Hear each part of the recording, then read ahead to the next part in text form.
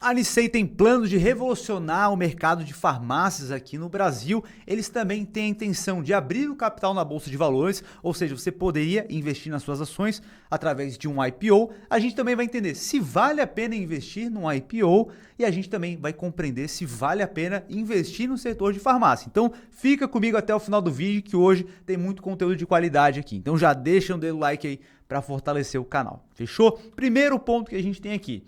Para quem não sabe, a Nicei é uma das principais empresas do setor de farmácia aqui no Brasil. Hoje eles têm 370 lojas, um faturamento aí em 2022 de 2,3 bilhões de reais, sétima maior rede de farmácias do país e iniciou o processo de abertura de capital em 2020, mas não foi para frente. Por que será que não foi para frente? A gente vai compreender um pouco mais o motivo pelo qual uma empresa faz um IPO, tá? Então, vamos compreender aqui o segundo ponto, que é sobre IPOs. O que é um IPO de fato, né? O que é essa sigla aí, né? Então, muitas pessoas não gostam de siglas e tudo mais, mas elas vieram para facilitar, não é para complicar, tá? Então, um IPO é Initial Public Offering. Complicou, né? Oferta pública inicial. Por que uma empresa abre o capital na Bolsa de Valores? Porque eles querem captar recursos ou para uma saída de um sócio. Então, o cara montou uma empresa do zero, ela ficou gigantesca, ele não quer mais tocar aquele negócio lá. Então, uma das formas que ele tem de colocar um dinheiro no bolso e sair fora é abrindo o capital na Bolsa de Valores. E outra justificativa também é que a empresa quer captar um montante muito relevante de capital, de tal forma que se ele fosse no banco, talvez o banco não aceitasse aquela proposta, ou se aceitasse, traria um risco muito grande para o negócio. Então, o empresário ali, né, ele acaba decidindo em abrir mão da propriedade daquela empresa, então ele era dono de 100% daquela empresa, e ele abre mão de 20, 30, 40% e vende a mercado. Né? Então ele capta aquele recurso para poder investir. Então, por exemplo, no caso da Nicei, né? Vamos supor aí que hoje eles têm 370 lojas. E aí vamos supor que eles queiram colocar uma meta de abrir mais 1.000 lojas num período de 3 anos, uma meta bem audaciosa. E para eles precisam captar um recurso bastante relevante. Se eles captam a mercado, né? Se eles captam no banco, isso pode comprometer o negócio, se der errado. Agora, se ele abre mão de parte do negócio, capta esse recurso e não dá certo, a empresa ainda continua existindo, porque esse dinheiro entrou a partir de um novo sócio. Então somos nós, né, pequenos investidores que podemos comprar ali ações dessas empresas, tá? Então o IPO é basicamente isso. Agora, é legal a gente dar uma olhadinha aqui no histórico brasileiro aqui de IPOs, para que a gente tenha uma sacada que eu quero que tu tenha aqui sobre a IPO, porque eu sei que vários investidores, quando começam a investir, ficam muito loucos querendo participar de todos os IPOs, né? Nesse momento a gente não está tendo muitos IPOs rolando, né? Na verdade, 2022 não teve nenhum, se eu não me engano, e agora 2023 também tá fraco, tá? E o que acontece é que chega um determinado momento e começa a pipocar um monte de IPO, todo mundo quer participar de IPO, tá? E vamos ter uma sacada aqui que eu quero que você tenha desde já, tá? Então perceba, em 2007, a gente teve 64 IPOs, a gente teve recorde aqui, né? E isso porque a bolsa estava bombando, né? Os ativos estavam se valorizando muito, o mercado ficou bastante eufórico. Veio a crise de subprime, né, lá nos Estados Unidos, acabou afetando os mercados de forma globais, os investidores ficaram mais conservadores, então já caiu bastante aqui a quantidade de IPOs, depois voltou para um patamar mais comum ali, 11 IPOs por ano, né? Mercado brasileiro ali, antes de 2019, não era muito aquecido, né? Não havia muitos investidores, né, na Bolsa de Valores, e isso veio a melhorar posteriormente, a partir de 2018, 2019, né? E aí que a gente tem 2014, 2015, 2016, um IPO por ano, né? A gente estava naquele momento ali bem conturbado com a Dilma, naquele processo de impeachment e tudo mais, né? 2017 houve uma expectativa de melhoria em relação ao futuro e aí surgiram mais alguns IPOs. E aí a gente teve 2019 onde a bolsa bombou, né? E aí o que acaba acontecendo é o seguinte, 2020 a gente teve já um segundo topo aqui de IPOs no Brasil, né? Se a gente compara com os Estados Unidos, tem muito mais IPOs lá. Aqui a gente já não tem tantos, tá? Mas comparado com o nosso histórico, já deu uma bombada aqui em 2020. E aí várias empresas começaram a simular ali, a esboçar uma possível abertura de capital, né? Começaram a estruturar a empresa para abrir o capital na Bolsa de Valores. Por que isso acontece? Em momentos em que o mercado financeiro, a Bolsa de Valores está bombando, os investidores estão comprando os ativos a qualquer preço, né? Por vezes, né? E isso faz com que, quando eles forem abrir o capital, eles possam vender uma fatia da empresa ao maior preço possível. Os investidores estão suscetíveis a comprar ações, né? Então é justamente isso que acaba acontecendo. Em 2020, a gente teve a famigerada C19, né? E isso trouxe um pessimismo bastante grande. Então, ali até março, ali saíram alguns IPOs, outras empresas já estavam no processo, acabaram finalizando, só que outras empresas que ainda não estavam prontas ainda para a abertura de fato, acabaram congelando aquele processo, porque a Bolsa de Valores caiu e isso faz com que, se eles vendessem aquela fatia do negócio deles, eles venderiam por um valor muito menor do que eles poderiam vender quando o mercado está muito ativo, né? A gente está num bull market, que a gente chama. Então, tenha isso em mente. Quando as empresas começam a abrir o capital, é porque eles querem vender mais caro, né? Nenhum empresário é bobo, eles querem vender as suas ações ao maior preço possível, tá? Então, isso acaba refletindo no retorno que a gente acaba tendo. Se a gente percebe aqui essa matéria de agosto de 2022, das 85 empresas que fizeram IPO nos últimos 7 anos, apenas 21 superaram o Ibovespa, tá? E não é porque as empresas são ruins. Acaba acontecendo isso porque se paga um preço muito mais caro do que elas valeriam. Então, por exemplo, Nubank, a gente chegou a um valuation próximo do Banco Itaú, um banco que tem muitas décadas de história, tem uma carteira de clientes absurdamente boa, né? Consegue rentabilizar muito, é o maior banco do Brasil, né? Tem uma história bastante relevante e o Nubank foi precificado a preço de Itaú praticamente. Faz sentido isso? Talvez não, talvez sim, né? Depende de como eles vão conseguir estruturar aquilo. Com a visão que a gente possui em relação ao futuro para o Nubank, atualmente a carteira de clientes deles é mais voltada para um público que se importa muito com as taxas. Então, eu não quero pagar uma tarifa. É um cliente que está vindo pelo preço. Então, para rentabilizar depois essa carteira de cliente, acaba sendo muito mais difícil, né? Então, outra parte da carteira de clientes do Itaú são empresas, grandes empresas. Essas empresas acabam trazendo uma grande receita para um banco como Itaú. Então, quando a gente olha para a carteira de clientes do Nubank, mais de 90% são pessoas físicas. E pessoas físicas que querem um cartão de crédito sem anuidade, não querem pagar nenhum tipo de taxa, provavelmente não vão fazer algum tipo de financiamento relevante, né? E o Nubank também nem traz nenhuma linha de crédito nesse sentido.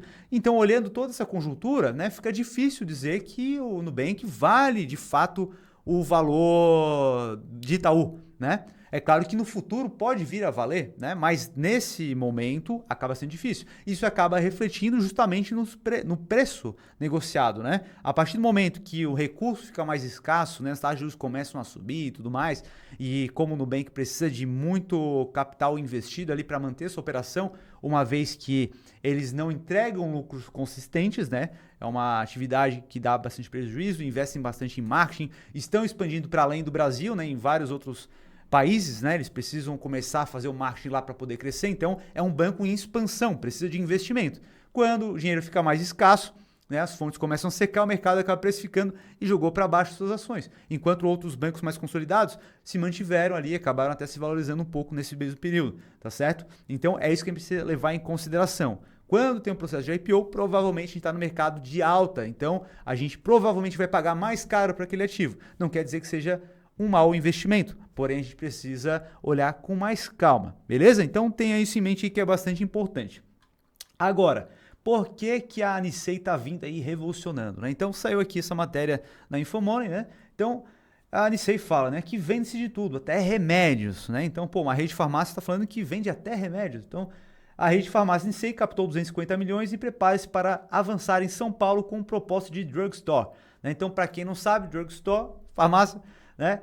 E baseado no modelo americano, né? Porque lá nos Estados Unidos, as farmácias tem de tudo, né? Tem de tudo aqui, né? Então, não sei se dá para ver muito bem na imagem, mas é praticamente um supermercado. E a Nissei tá vindo aqui com a versão Tupiniquim, né? Então, dá uma olhadinha aqui na farmácia da Nissei. né? Tem aqui uma gôndola aqui com chocolates e tudo mais, né? Então eles querem trazer essa abordagem que tem lá nos Estados Unidos aqui para o Brasil, porque a gente está bastante acostumado com as redes farmácias aqui, medicamento, shampoo, alguma coisa assim, desodorante e tal, mas não vários tipos de produtos que a gente encontra no supermercado. Então é uma forma que eles querem se diferenciar dos demais aí e querem ser o pioneiro nesse sentido, tá certo? Então agora a gente acaba percebendo o seguinte, como funciona o setor de farmácia no Brasil, né? Porque farmácia trabalha com remédios. Remédios acaba sendo uma commodity que não tem um diferencial competitivo, né? Todas as farmácias trabalham com os mesmos remédios. Isso acaba levando ao mesmo problema que a gente tem nas empresas de varejo, né? Como Magazine Luiza, Via. Essas empresas, quando elas vão vender um televisor, você não compra na Magazine Luiza porque você ama a Magazine Luiza. Você compra na Magazine Luiza porque o televisor da Samsung de 42 polegadas está mais barato que na Via. Ou se estiver mais barato na Via, você vai comprar na Via. E se dane a Magazine Luiza. Então, a gente não está se importando com a empresa em si, mas sim com o preço que a gente está pagando pelo mesmo produto. E algo similar acaba acontecendo no setor de farmácias, tá? Então, aqui a gente tem setor... eu botei na ordem inversa, né? A gente vai falar sobre isso aqui, o baixo diferencial competitivo, né? Mas a gente tem aqui que é um setor à prova de crise. Né? Diferentemente do que acaba acontecendo com o Magazine Luiza e tudo mais, que eles são bastante dependentes da taxa de juros, né? Porque isso acaba estimulando o crédito e tudo mais, eles trabalham com bens duráveis, então tu comprou uma TV, você não vai comprar a TV mês que vem de novo, ou ano que vem, você vai ficar com essa TV alguns anos, né? Então não é um consumo recorrente do mesmo cliente para o mesmo produto, diferente do que acaba acontecendo com farmácias. Porém, esse ponto da diferenciação ali dos produtos acaba acontecendo, né? Eles trabalham com os produtos que todas as farmácias possuem. E isso faz com que haja um baixo diferencial competitivo. E isso a gente vê justamente aqui nas suas margens, tá? Então vamos colocar aqui, por exemplo, aqui a gente tem a Panvel. Se a gente pegar a margem de lucro líquido aqui, perceba, 2% anualmente aqui, 3%. Deixa eu aumentar a tela para vocês verificarem aqui. Margem de lucro líquido aqui, ó. Se a gente desce, 2%, 3%. Se a gente pega outra empresa aqui como Pague Menos. Pague Menos, mesma coisa aqui, ó. 2%, 3%, 2%. Aqui em 2019 ela teve um prejuízo e isso acaba acontecendo por quê? Como a margem é muito baixa, se eles tomarem alguma decisão errada, isso já converte em prejuízo. Não é que a atividade é ruim, que ela é uma péssima empresa, é porque a margem é muito baixa de fato. Qualquer alteração... Então, por exemplo, o modelo de negócio dessas empresas de farmácia é expansão através de abertura de novas lojas. Se a empresa abre uma loja, ou 2, 3, que seja, em uma região que não é lucrativa, que acaba não sendo interessante, aquilo acaba convertendo em prejuízo. Ela vai precisar fechar aquela loja. Então, aquela decisão naquele momento não foi acertada, tá? Então, a forma de expansão dela é justamente estar presente próximo do público, né? Abrindo farmácias cada vez mais, né? Elas têm uma estratégia de expansão bastante forte, tá? E essa é a forma com que essas empresas acabam tentando se diferenciar. Elas querem pegar pontos estratégicos para se posicionar primeiro, mas daí logo já surge outra farmácia do lado e eles vão competir por preço, tá? Então, no final do dia, as empresas de farmácia competem por preço. Se a gente pega aqui a Raia, mesma coisa. Margem de lucro líquido aqui, 4%, 3%, é uma margem muito baixa. Porém, quando a gente fala que é um setor à prova de crise, né, ninguém deixa de consumir remédio. Então, isso acaba refletindo na própria receita, né? Receitas crescentes, independentemente da taxa de juros, né? As pessoas não deixam de consumir medicamentos. Então, a gente consegue ver até a linha da receita aqui crescendo ano a ano aqui, né? Então, a gente tem uma linha em ascensão, não tem aqueles sobes e desces aqui nesse setor, né? Aqui na Panvel também a gente percebe como ela vem crescendo a receita com o passar do tempo. Na Pague Menos a mesma coisa. É claro que tem algumas empresas, né, que elas podem tomar decisões ruins e estar passando por um momento péssimo, né? Porém aqui as que eu trouxe para vocês, Pague Menos, Panvel e Raia, elas têm um histórico de crescente bem interessante, tá? Elas conseguem crescer independentemente do cenário em que o país se encontra. Então acaba sendo interessante nesse sentido, tá? São empresas resilientes com o passar do tempo, tá? E aí o que acaba acontecendo? Será? Vale a pena investir em redes de farmácia? Comenta aí que eu quero saber a tua opinião. Compensa investir em rede de farmácia ou não? A minha opinião é a seguinte, cara. Eu não gosto do setor de varejo, modelo de negócio Magazine Luiza. Esse tipo de negócio eu não gosto, não recomendo. Farmácias tem o ponto da margem de lucro líquida que é muito baixo. Eu não gosto desse tipo de abordagem ali, de tese. Porém, é um setor bastante resiliente. Então, dependendo da precificação que aquela empresa se encontre, no momento de mercado que a gente está vivendo, pode ser interessante colocar na carteira, tá? Mas não é o meu setor preferido. Se for para entrar nesse setor, eu tenho outra preferência, que é justamente empresas que fornecem para as farmácias. Essas empresas sim conseguem ter um diferencial competitivo. Então, por exemplo, aqui a gente tem a Hypera, tá? Então, Hypera, ela tem marcas fortes. Muitas pessoas dão preferência pelas marcas, né? Então, aqui, por exemplo, você vai comprar um Engov, vai ter lá na Raia, na Pague Menos, na Panvel. Porém, você prefere Engov, então é uma marca forte, tem um diferencial competitivo. Então essa empresa aqui, a Hypera, ela tem uma porrada de produtos que você conhece, né? Então aqui alguns deles, né? Benegrip, Gelol, Biotônico Fontoura, já tomou isso daí para crescer forte, cara? Conta aí, quer saber a média de idade de vocês aí? Vocês conhecem esse produto aqui, Biotônico Fontoura?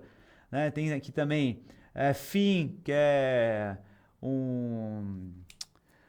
Como é que é o nome? Adoçante, pô. Adoçante, Coristina D, Pocler, né? Estomazil. Então, são marcas reconhecidas. E quando a gente olha aqui os resultados dela, né?